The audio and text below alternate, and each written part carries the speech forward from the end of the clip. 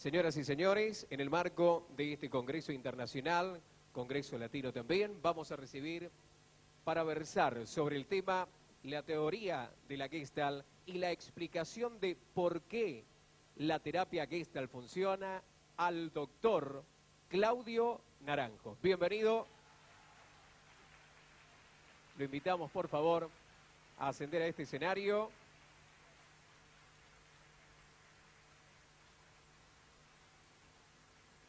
Bien.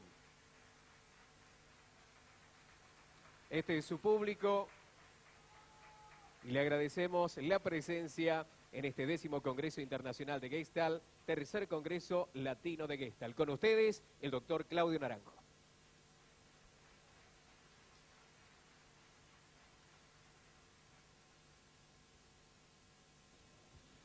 Yo no sé si sea demasiado de intromisión, pero yo no veo a nadie. Y yo creo en la comunicación, aunque sea no verbal.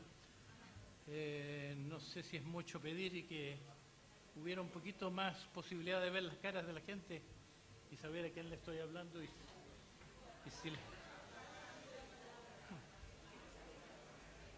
hay unos focos que dan mucha luz para acá, pero nada para allá.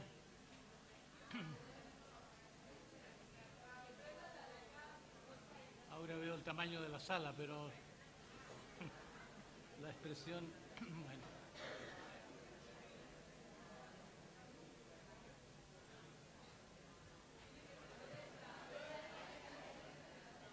Está bien. Bueno, parece que voy a... Ahí veo un poquito más.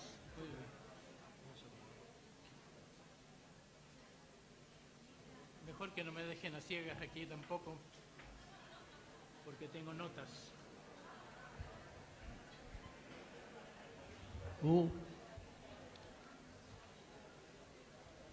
Bueno.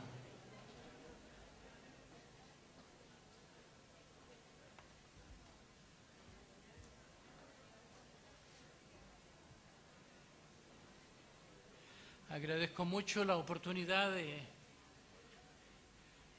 dar la charla inaugural de este congreso que parece tan amorosamente meditado y esperado y visitado por gente de tantos países.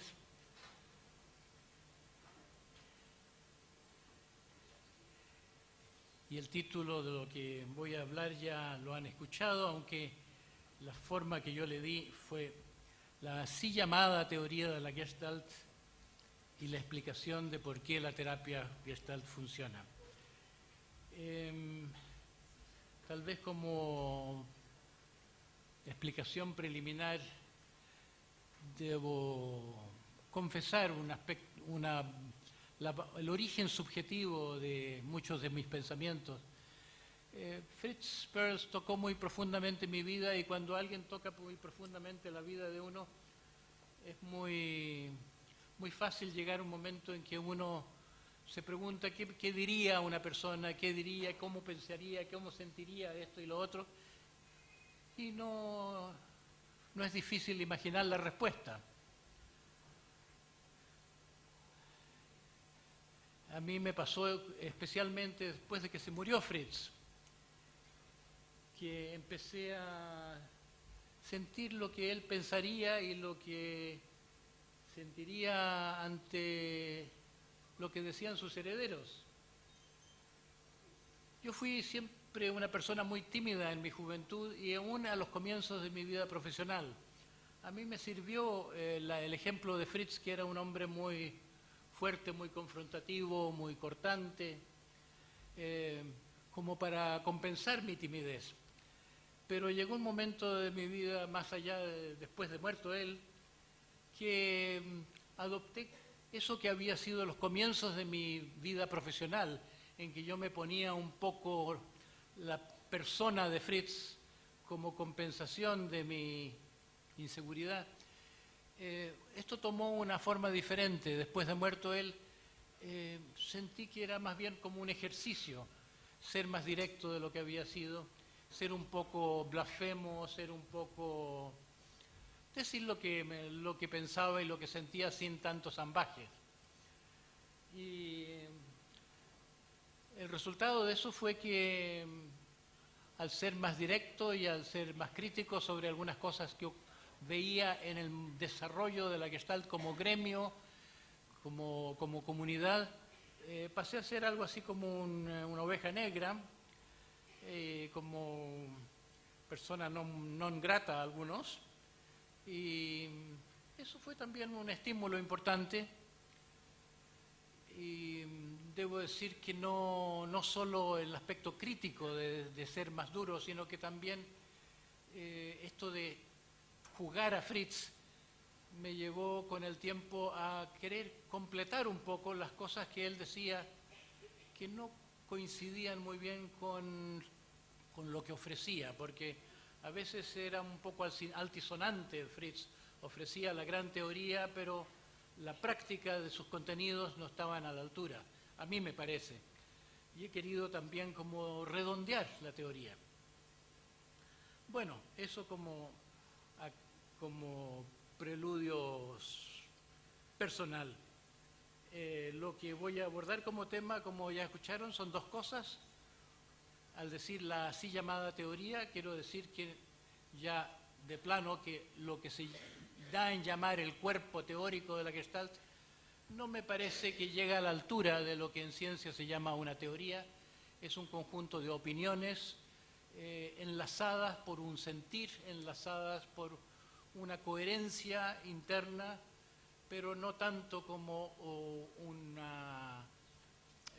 cuerpo de conocimiento sistemático, ni menos una explicación, pero ya entraré más en el por qué digo eso. Y sin embargo me parece que esta teoría no es realmente lo que importó ni aquello que inspiró a Fritz Perls. Hoy en día hay mucha gente que reitera la idea de que la Gestalt fue un acto de co-creación en que fue muy importante la posición de Laura. Y yo tuve amistad con Laura, una buena amistad hasta el fin de sus días. Cada vez que venía a Berkeley compartíamos alguna comida.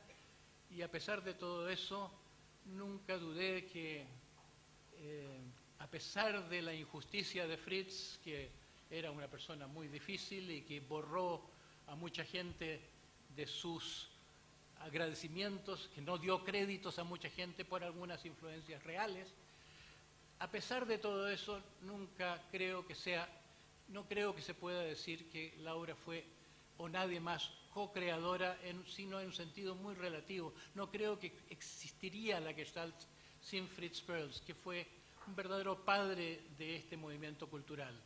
Esa es mi convicción, y por lo tanto cuando hablo de la explicación de lo que la Gestalt hace, la explicación de por qué la terapia Gestalt funciona, me he interesado en la terapia que yo conocí de Fritz Perls, sin que esto signifique que es una terapia que no puede evolucionar.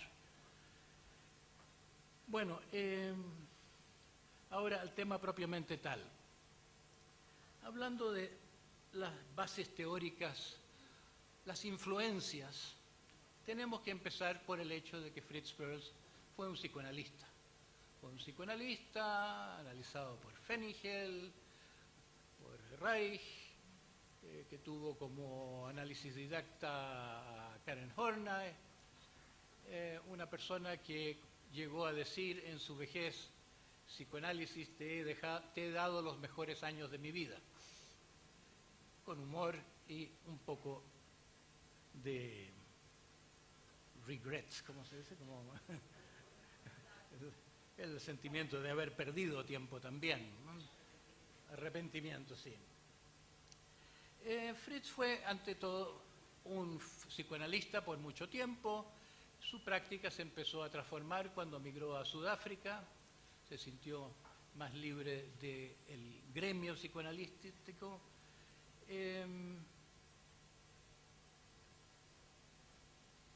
Y uno se puede engañar por el hecho de que le daba muy poco crédito a Freud, aun cuando se estaba inspirando en él. Por ejemplo, cuando habla de defensas, enumera 22, como si no importara mucho lo que Freud dijo al respecto. En realidad ni Freud mismo sabía lo que dijo al respecto, porque era un hombre muy creativo que continuamente estaba descubriendo nuevas cosas y nunca tuvo una visión panorámica de su propia obra. Por ejemplo, en Defensas fue Anna Freud quien hizo la primera sistematización de eso. Fritz tomaba ideas de Freud y les ponía otro nombre o las decía en una forma que ya parecían superadas. Y yo creo que tenemos que tomar en cuenta en este aspecto de la teoría que él empezó a formular con Ego, Hunger and Aggression, el ego, hambre y agresión, tenemos que tomar en cuenta un factor subjetivo y caracterial. Fritz tuvo una competencia muy fuerte con Freud. Era un hombre eminentemente competitivo y su principal competidor fue Freud en la vida. Tiene incluso una pintura en que está enfrentado él con Freud.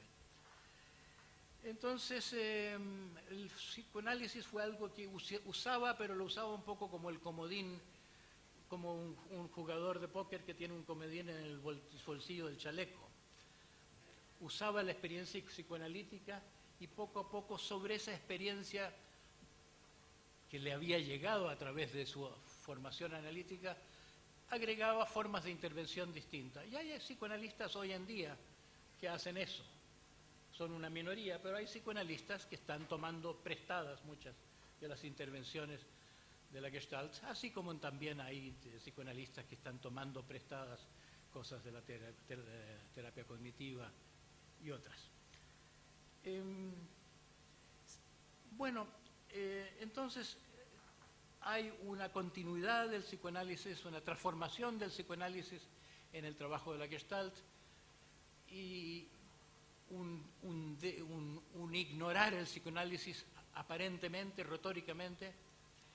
Y si queremos preguntarnos, bueno, ¿qué es lo que queda del psicoanálisis? Yo pondría como prioridad decir que la técnica básica, porque el psicoanálisis también hubo una gran manía de teorizar, que era la manía personal de Freud, era casi una cuestión caracterial caricaturesca de Freud, que uno cuando lee los casos a veces da un poco de vergüenza, cuanto más interesado está en la teoría que en la persona que tiene al frente. Freud dio con la asociación libre, no entraré en la historia de la asociación libre, empezó con la hipnosis, llegó en un momento a reemplazar el trance hipnótico con esta técnica de la asociación libre, y Fritz le dio una vuelta a la asociación libre y la transformó en el continuum atencional, no sé cómo la llaman en Argentina, continuum de conciencia.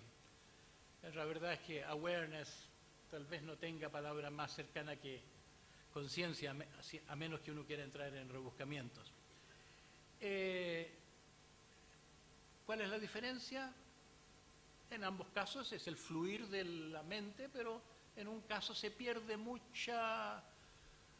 tiempo en traducir pensamientos en palabras. Los pensamientos pertenecen al mundo de las palabras y eso lleva a la posibilidad de que la asociación libre funcione como disociación libre, como también solía bromear Peirce.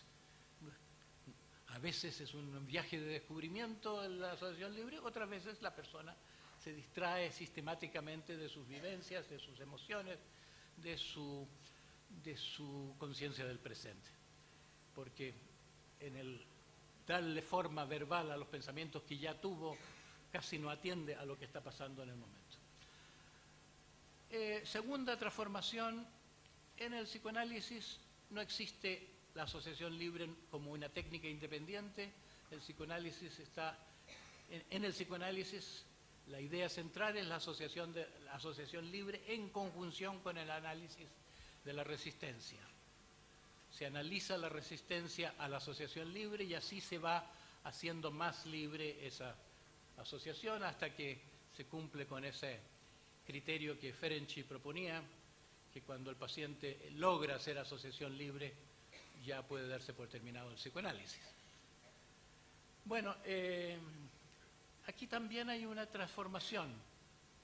En la Gestalt no es la resistencia a la técnica de la asociación libre, no es la resistencia específica a la intimidad de la comunicación sin censura y otros aspectos de esa técnica específica. En el psicoanálisis, en la Gestalt es más amplio el concepto de resistencia y llega a ser resistencia a la autenticidad. El terapeuta es una persona que tiene muy buen ojo. Primero era la resistencia al contacto, resistencia al ejercicio del continuum de la conciencia. ¿Por qué la persona se distrae con explicaciones? ¿Por qué la persona se pone a contar una historia? ¿Por qué la persona interrumpe la regla de ir comunicando el sentir, la vivencia del momento y se va en estos desvíos? Esos eran los primeros indicios de que allí hay algo que mirar, algo por allí se está colando una patología. Pero en el Fritz de los últimos tiempos, el que yo conocía en California, teníamos un genio que tenía esa virtud de ver lo grotesco en las personas, de ver la deformidad. Una persona que conoce la salud tiene una capacidad de ver muy pronto, como él mismo decía, los huecos del otro. Hay una explicación en algunos de sus libros, hay gente que tiene un hueco en el corazón, otras personas no tienen ojos, enajenados sus ojos, está como siempre mirándose desde un público. Hay personas que no tienen sensibilidad, hay otras personas que les sobra esto. Él tenía esta capacidad de ver lo que le falta, de ver los huecos del otro. Entonces yo creería que también es todo una derivación de la resistencia, ver las zonas muertas del otro. Otra transformación, transformación del recuerdo en el returning o la presentificación del pasado. Hay un poco un doble lenguaje en la retórica de la Gestalt. Se habla mucho del aquí y ahora y no se habla de cuánto se trabaja con el pasado. Parecería, si uno lee la pura teoría, que no se habla del pasado. No, se trata mucho con el pasado, pero se lo presentifica, se lo trae acá, al presente. Entonces, esa es una modificación de una fe psicoanalítica de que todo comienza en la infancia. Eso no estaba en la cultura antes de que Freud lo hiciera. Ahora, como dice un dicho en inglés, the child is father of the man. El niño es el padre del adulto. Todo lo que comienza en la infancia se desarrolla en nuestra vida adulta. Entonces, esa fe, claro que está muy presente en la Gestalt, solo que se maneja de otra manera. También la idea de hacer consciente el inconsciente, que era casi la definición de Freud, donde está el inconsciente, estará el consciente, definición del psicoanálisis. En la Gestalt a veces se quiere cambiar esa retórica. Es como si no es que haya consciente e inconsciente, solo que hay distintas maneras de configurar los fragmentos de la realidad en una Gestalt. Uno, así como en el famoso ejemplo de la mujer joven y la mujer vieja, que se usa tanto como ilustración para el principio de la Gestalt. Si uno ve de una manera, se queda pegado en esa manera, cuesta ver de otra manera. Entonces lo que llamamos inconsciente es un quedarse pegado en una manera de ver y no poder soltar esa manera de ver, no soltar un prejuicio de que esa es la manera de configurar la interpretación. Y en la terapia tenemos mucha experiencia de cómo a veces una persona de pronto arma el rompecabezas de otras maneras, como que tiene que soltar todo para después atarlo de una manera propia, no como la mamá interpretaba la propia vida, no como el papá decía que había sido, sino que uno entiende la propia historia con sus propios ojos. Entonces llámeselo eso, hacerse consciente de otra cosa, o llámelo uno ver una Gestalt que estaba oculta por otra Gestalt. Son, yo creo, detalles. Hay cosas que Fritz no toma del psicoanálisis y me parece que es interesante también. Fritz prácticamente no toma del psicoanálisis las mismas cosas que Karen Horney no toma.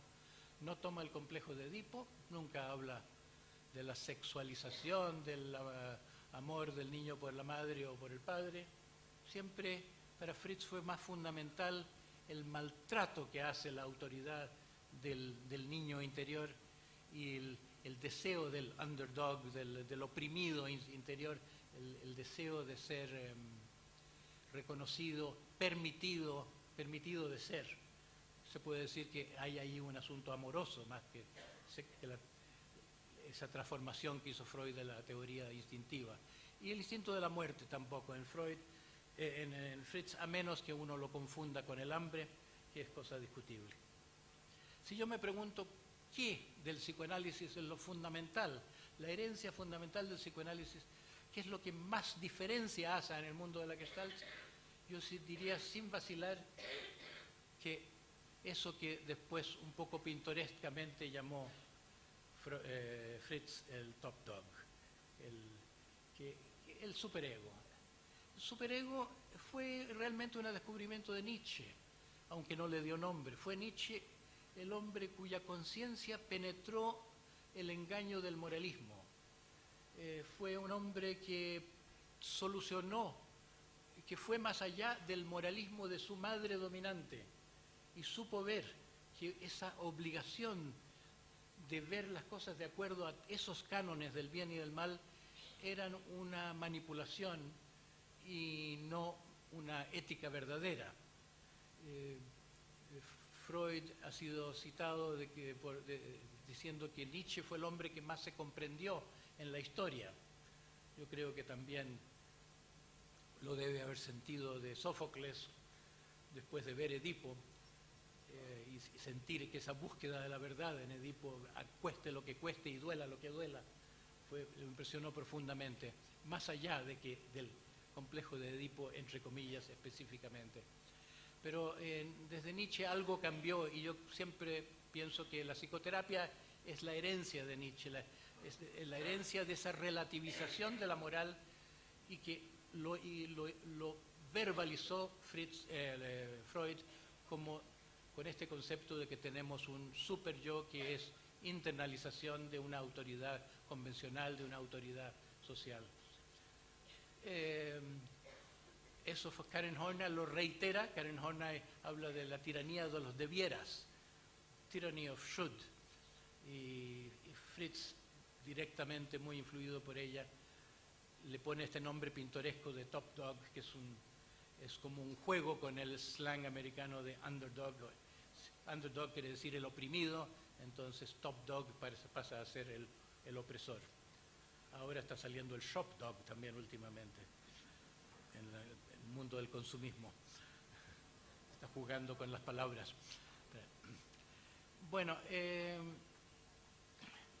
eso es muy claro. Se podría seguir infinitamente cotejando estas tantos hechos específicos, pero creo que con eso basta. Basta del psicoanálisis con esa técnica fundamental de la Gestalt y con esa convicción de que hay un insight que se puede hacer atendiendo concentradamente a lo que pasa.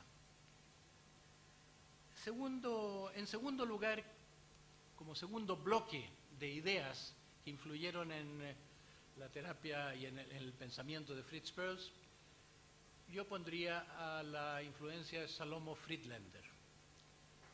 Friedländer es un filósofo alemán ya olvidado, pero que publicó como 800 artículos en su época y más de una veintena de libros.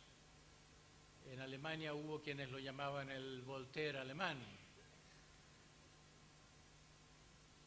Y hay quien lo llamó también el Chaplin de la filosofía.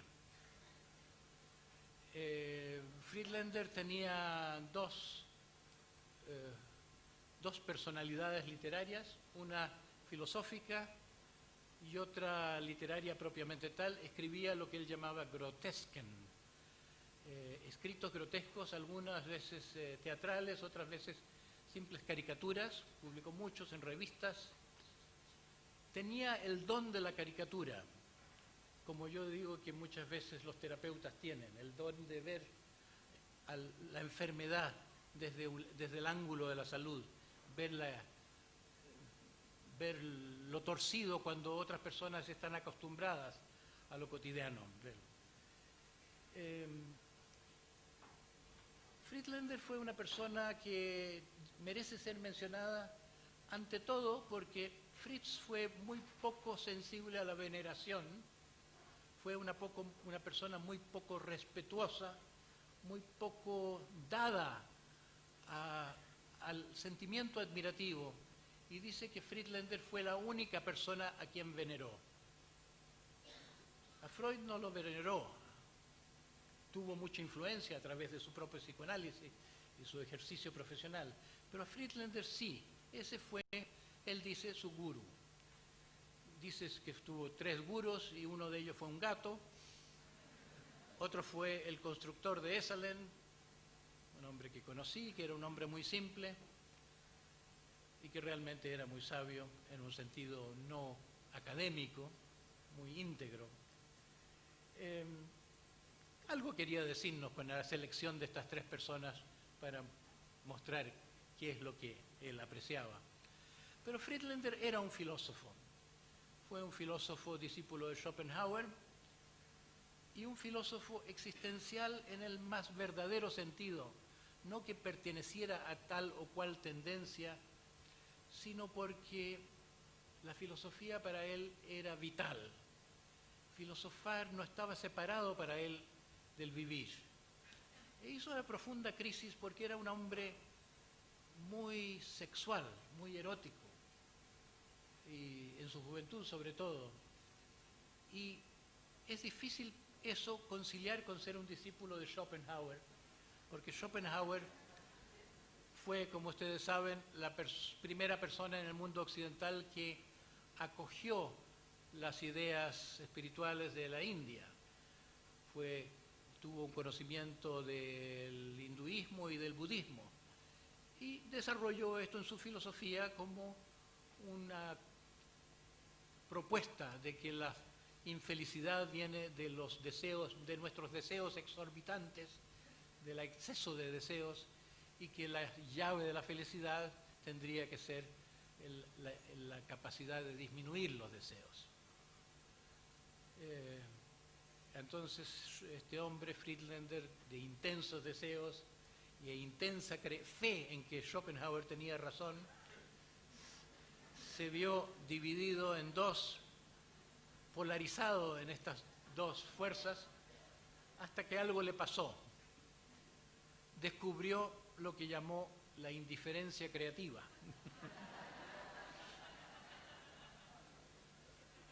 Entre esta polaridad que lo destrozaba, encontró una manera de estar en paz con todo, que es desentenderse de todo. Pero no es fácil desentenderse de todo. Para él fue la llave de una fase de experiencias místicas.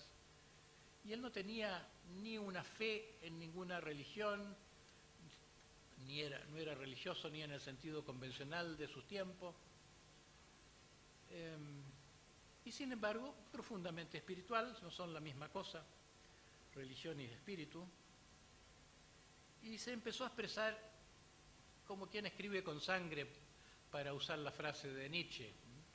Decía él que escribía con sangre, no con las palabras del mundo académico, escribía desde su vida.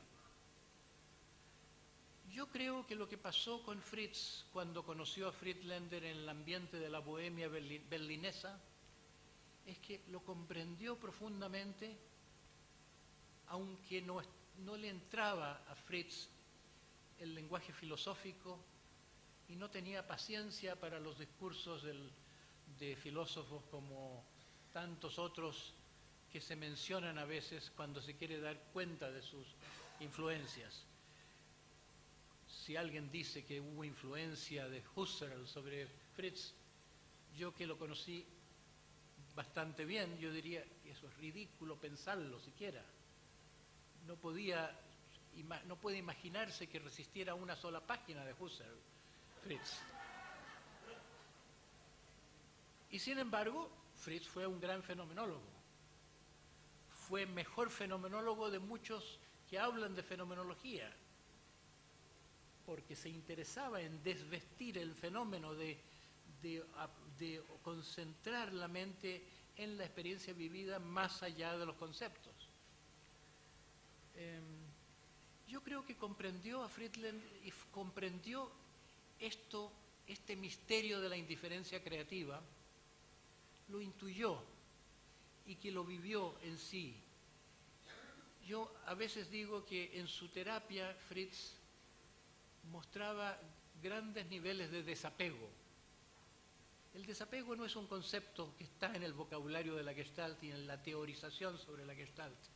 El desapego es un concepto muy presente en el yoga, en el budismo, en el Vedanta, en fin, en filosofías espirituales.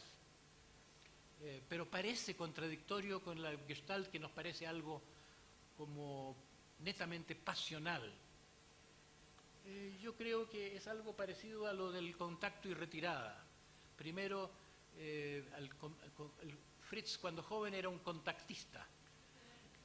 Le gustaba mucho, como él era una persona de mucho contacto, de mucha extroversión activa, le parecía que la raíz de la enfermedad es lo fóbico, avoidance, se decía, la evitación. Después yo lo vi una vez un documental que se hizo con un encuentro sobre el Maharishi, el maestro de meditación. Y Maharishi naturalmente hablaba de la cura a través de la meditación, que es una retirada del mundo y una retirada del pensamiento. Y Fritz allí expuso lo que era su credo a esa altura de su vida, en los tiempos de Esalen. Contacto, retirada, ¿eh? El equilibrio entre el contacto y la retirada. Entonces, algo así con lo de la indiferencia creativa. Él a veces ayudaba a la gente dramatizando, o incitando a la gente a dramatizar. A veces ayudaba a la gente desdramatizando. Podía una persona acercarse a gatas mendigando amor, y en la actitud más seductora, y él podía responder haciéndole a su cigarro, así como botando la ceniza de su cigarro, ¿no? Y pareciendo mucho más interesado en su cigarro que en esta mujer que venía haciendo tanto despliegue dramático. O podía Fritz a una persona que estaba llorando por el pasado de vez en cuando decir con suma lucidez, una lucidez que no era una frase, que era una convicción: ¿y cuánto más presupuestas tú llorar por este asunto? Minutos, días, años, ¿o vas a dar eso por un pasado algún día, ¿no? Una vez en una sesión conmigo, yo estaba hablando con una voz plañidera y me dijo: me parece como un perro que le está ladrando a la luna. Yo lo que te puedo ofrecer, yo voy a sentir compasión por ti a las 4 de la tarde.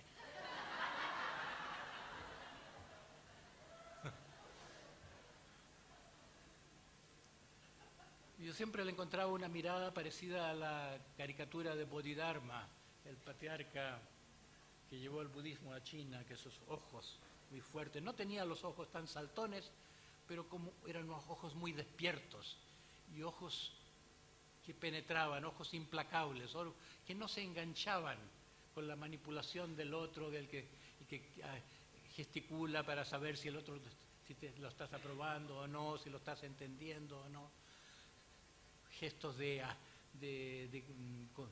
pactos de amistad mutua, no, ojos de rayos X.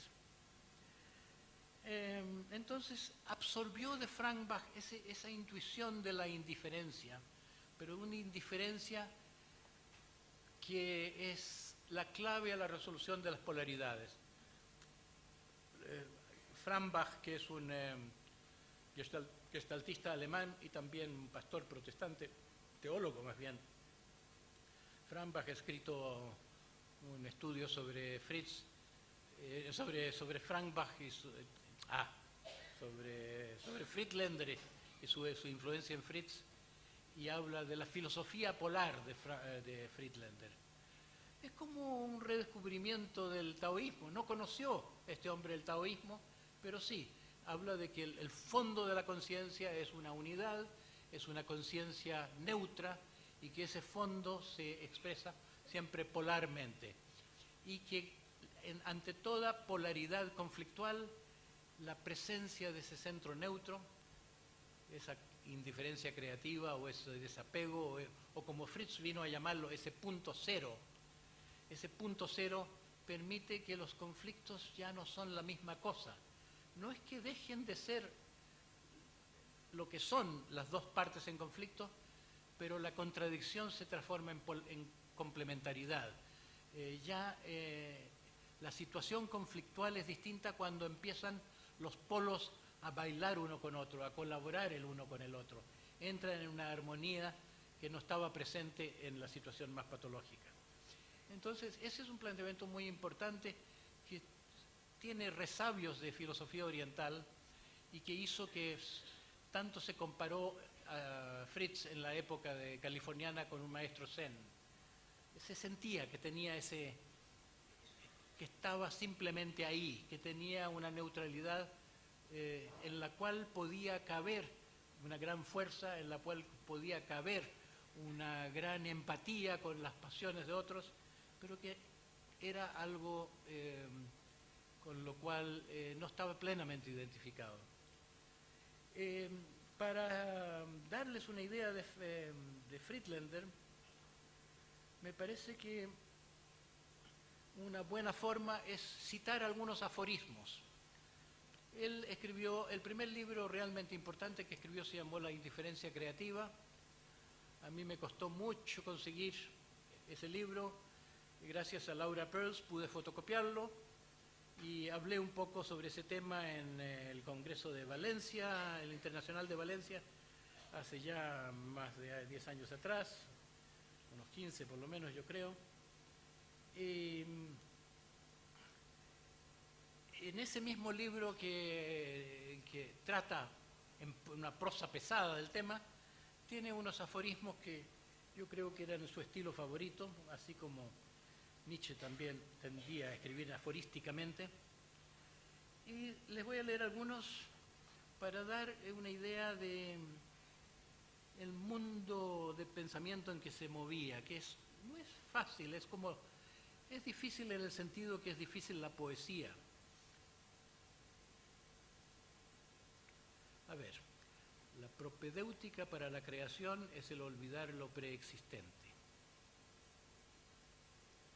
La divinidad propia constituye el sol vivo del mundo entero, pero Dios mismo es ateo. Dios se encuentra profundamente oculto ante sí mismo en el escondrijo más transparente que existe, en la nada creativa de las diferencias propias, así como su indiferencia absoluta es la propia persona. La indiferencia absoluta en la propia persona. Dicho llanamente, en el pecho. Dios está en el pecho. El ser humano es un parásito de su propia divinidad. Está bueno eso, ¿no? El ser humano es un parásito de la propia divinidad. La costumbre es la polarización de lo absolutamente desacostumbrado que somos nosotros mismos. Pero la creación más peligrosa del Creador es el olvido de sí mismo. El sujeto propio no es ningún ser humano, sino que el humano es un guardián de ese sol de soles.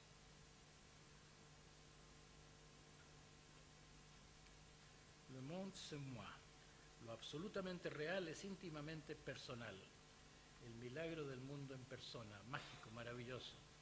Dios creador, yo mismo en la experiencia de la indiferencia, cuya ocupación incesante son las diferencias propias. Bueno, como una muestra, traer algo original de este hombre que cuyo último libro se llamó El Yo Mágico, pero toda su vida era un tema, lo que llaman a veces el self, el núcleo central de la persona, que para él era un núcleo vacío, tal como en el taoísmo o como en el budismo. Un núcleo que escapa al mapa conceptual, un núcleo que no puede ser traducido en conceptos, y de allí su neutralidad también. Bueno, sirve esto de haber hablado de Friedlander para recalcar un punto teórico que es la dispasión, que la Gestalt no es solo dramatización y pasión, sino que desapego. Pero también tanto Friedlander como en la experiencia de Fritz, yo diría, se ve que de una cosa viene la otra. Del desapego, el desapego no es cosa de ermitaños que se van, que se alejan de la vida. El desapego es precondición para el flujo de la corriente de la vida tal cual es. La condición egoica, la condición neurótica es una condición apegada a ciertas fórmulas, a ciertas conductas que hemos aprendido de la infancia. Estamos fijados, estamos cristalizados en ciertas formas de ser. El desapego es lo que permite lo organísmico. Tercer bloque de influencias, la psicología humanista. No voy a decir mucho de esto, creo que lo principal es informar a quien no lo sepa de que Fritz fue siempre una persona muy abierta a influencias, que fue siempre un buscador, que siempre fue una persona que trabajaba sobre sí mismo. La última vez que lo vi, como un año antes de su muerte, me dijo: por fin he traspasado la barrera esquizoide. ¿Cuánta humildad hay en eso?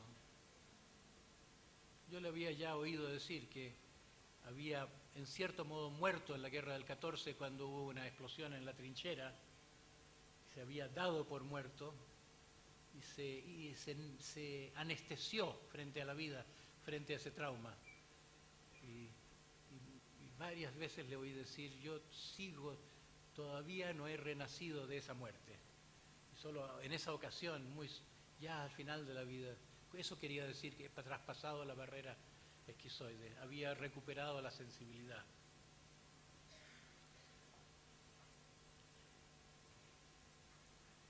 Entonces, en este estar abierto a influencias, era natural que influyera sobre él su experiencia de diletante en el teatro, era natural que influyera sobre él la cienciología, o como se llamaba en esa época, el preludio a la cienciología, el Dianetics.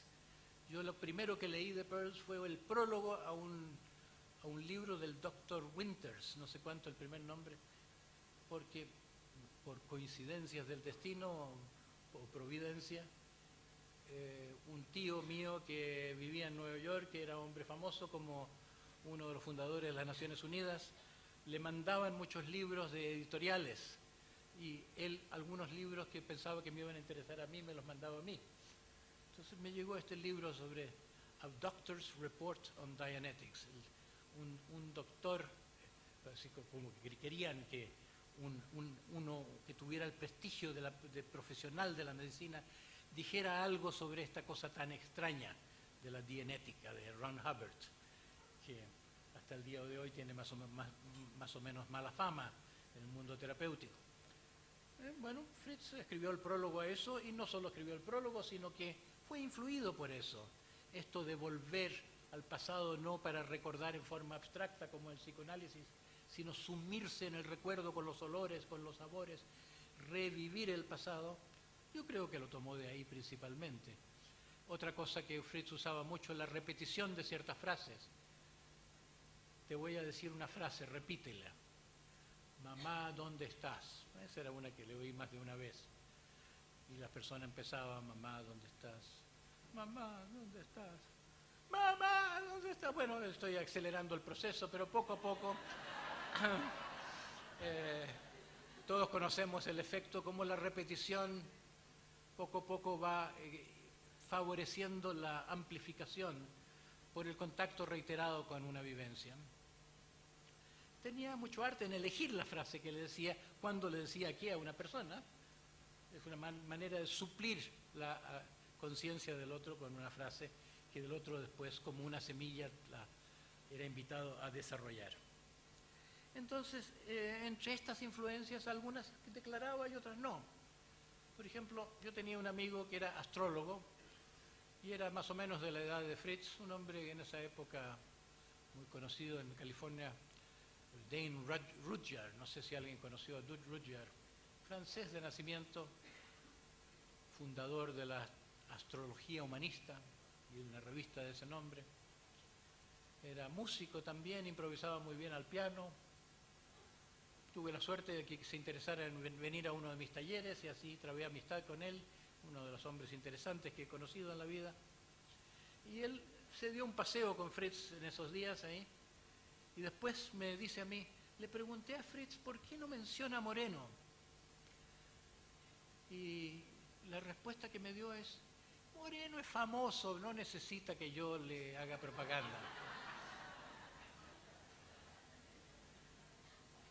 Hay personas que no estaban en ese secreto, y ni siquiera Laura. Laura tenía la impresión de que Fritz había mirado a Moreno de arriba abajo, que más bien tenía cosas que enseñarle a Moreno, independientemente de que hubiera algo de eso también, pero es como que Fritz tomaba, pero no necesariamente decía lo que tomaba.